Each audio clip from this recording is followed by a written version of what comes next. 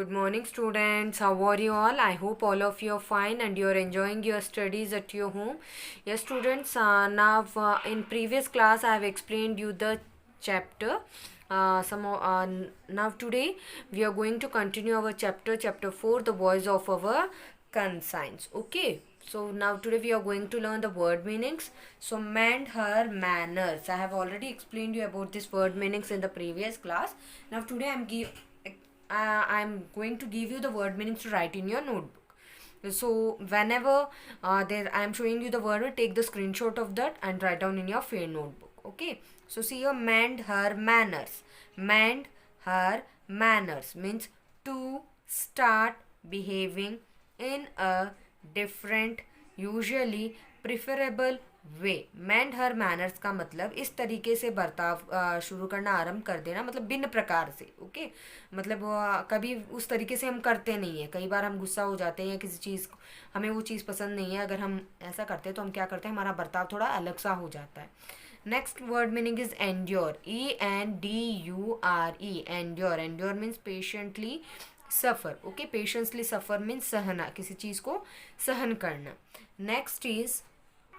Next word meaning is humiliation. Humiliation means make someone feel ashamed and foolish by injuring his or her dignity and pride. Humiliation का मतलब होता है किसी को इस तरीके से शर्मनाक महसूस करा देना या उसको मूर्ख की तरह महसूस कराना, क्योंकि जब उसको चोट लगती है, यानी उसकी गौरवता को चोट लगती है, मतलब उसका अपमान किया जाता है, तो उसे हम कहते हैं humiliation. ओके. अपमान करना.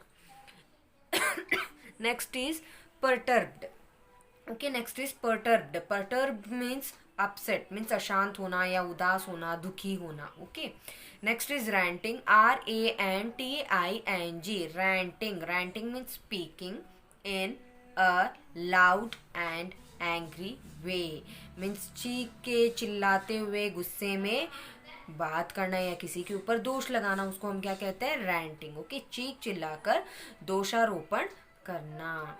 Next is intervention. Okay. INTERVENTION. Intervention. Intervention means the act of coming between people to control situation. मीन्स एक ऐसी प्रतिक्रिया जब किसी के बीच में कोई मतभेद हो रहा है या झगड़ा, स्थिति को कंट्रोल करने के लिए. मीन्स इंटरवेंशन का मतलब उस स्थिति को कंट्रोल करने के लिए क्या किया जाता है, उनके बीच में बीच बचाव करने के लिए उनके बीच में बोला जाता है. Okay. Next word meaning is SOLACE. Solace. Solace means comfort. Okay. Solace means comfort. COMFORT. Comfort means आश्वासन देना या आरामदायक होना. Okay. Next is our next word meaning is exhausted. EXHAUSTED. exhausted. exhausted means पूरी तरह से थक जाना. exhausted means पूरी तरह से थक जाना. reluctant. RELUCTANT. reluctant. reluctant means अनिच्छुक. ओके. reluctant means अनिच्छुक, यानी किसी चीज़ की इच्छा ना होना. Prized. PRIZED. Prized means highly valued. Okay. Conscience. CONSCIENCE. Conscience. Conscience means moral sense of right and wrong. Means जिसे हम आत्मा की आवाज़ कहते हैं. Okay. यह सही गलत के बारे में हमारी आत्मा ही हमें बता सकती है. Next is nurse a grudge. Okay. Nurse a grudge means bear a feeling of anger or unhappiness for a long time. यानी मन में गुस्सा उत्पन्न होना, महसूस करना उस गुस्से को. unhappiness for a long time यानी लंबे समय तक नाखुश रहना. ओके. उदास होना, दुखी होना.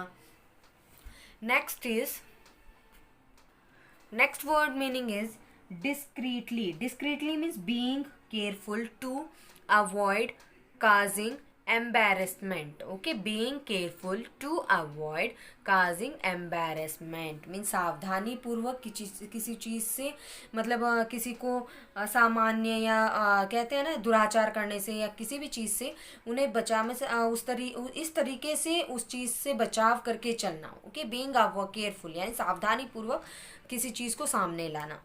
वर्डिक्ट, VERDICT, वर्डिक्ट मीन्स निर्णय. Okay, dictates, DICTATES, dictates means control or influence. Okay, dictates means control or influence. Next is defense, DEFENCE, defense means बचाव या रक्षा. Next is seasoned, seasoned, seasoned means having a lot of experience means अति अनुभवी होना यानी बहुत ज़्यादा अनुभव जिनमें होता है उसे हम कहते हैं seasoned. Okay,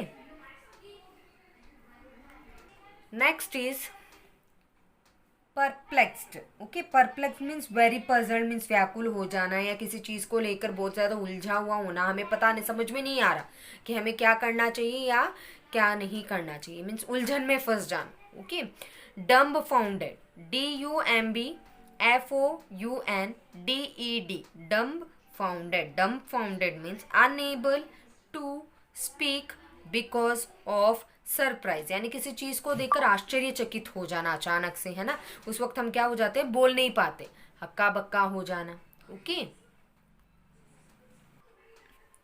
Yes, students, already I have explained you about this chapter. What I have explained you in this chapter that when Zuman's Khala asks the Zuman about the allowance, that she needs a allowance for the her daily whatever the things she needs means for her daily usage for having her meal, for everything, जो भी खर्चा उसको चाहिए, everything she asked to Zuman, but Zuman refuses that is it I'm not giving you anything here, why should I give you the allowance, मुझे तुम्हें खर्चा देने की ज़रूरत क्यों है, मैं तुम्हें खर्चा नहीं दूंगा. At that time, because the Karima, what she did, she behaved very rudely with Khala, with the Zuman Khala, Zuman's Khala. So what she did, she wants to leave alone because she does not, because the first main thing for Zuman's Khala, her aunt, is her dignity.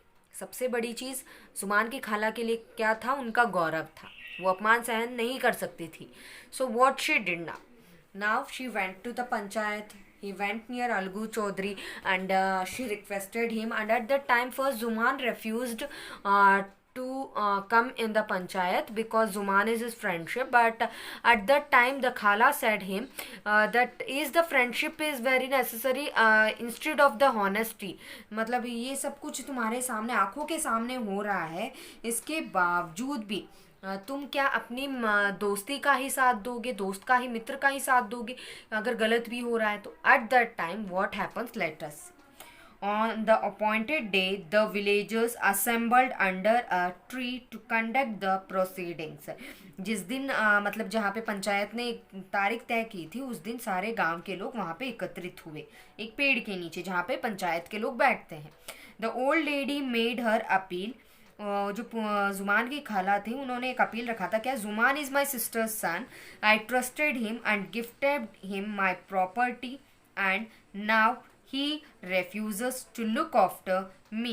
I am a poor widow and the panchayat is my only hope. At that time the old lady, Zuman's aunt, say that Zuman is my sister's son. Means Zuman जो है वो मेरी बहन का लड़का है, तो मैंने इस पर विश्वास किया और मैंने पूरी संपत्ति इसको दे दी और आज यह मेरी देखभाल करने के लिए मना कर रहा है. मैं एक गरीब विधवा हूँ, मेरी आशा आप लोग ही हो, यानी पंचायत के लोग ही मेरे लिए एक सबसे बड़ी आशा है कि आप सही फैसला करोगे.